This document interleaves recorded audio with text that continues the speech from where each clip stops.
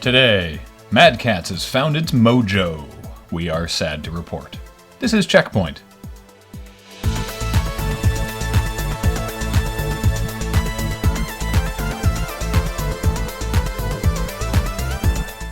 Welcome to CheckPoint, asking the hard-hitting questions like, can't we all just get beyond two souls?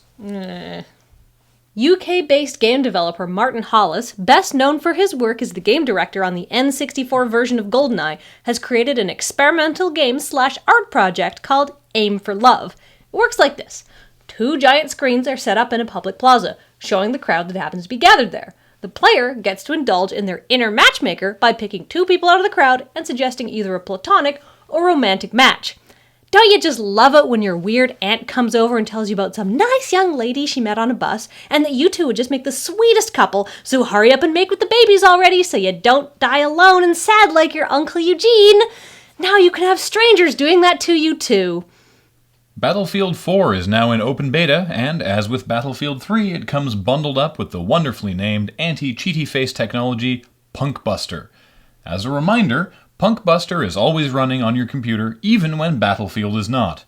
Punkbuster runs at a system level. It can, and does, look at every file on your hard drive, whether or not it's related to the game, and it can send screenshots back to its presumably evil headquarters, likely somewhere with a moat, sharks, and lasers.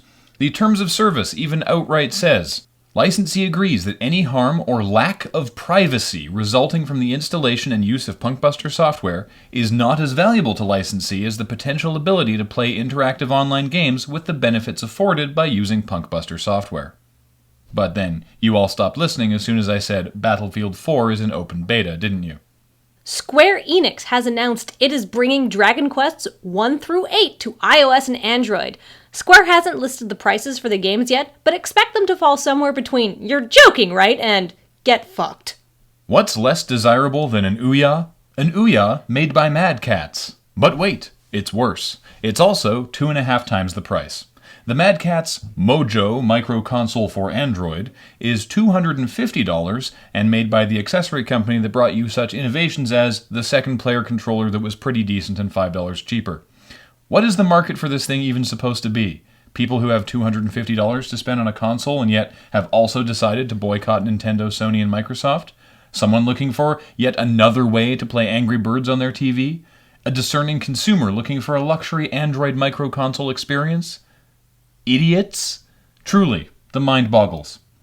The Xbox One version of Madden NFL 25 is getting its own mobile app called Coach Glass. Whoop-dee shit, right? No. Coach Glass is not just any mobile app.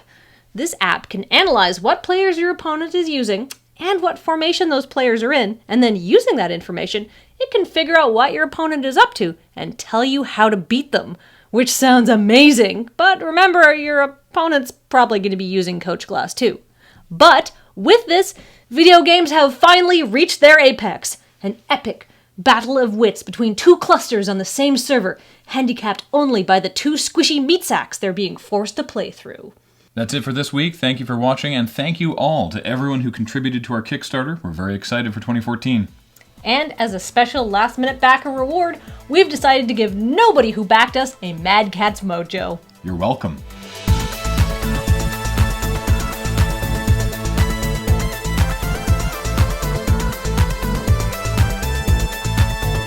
Coming up, Maxis says they have an entire team focused on an offline mode for SimCity. But wasn't being online supposed to be totally integral to the design of the game? No? Good.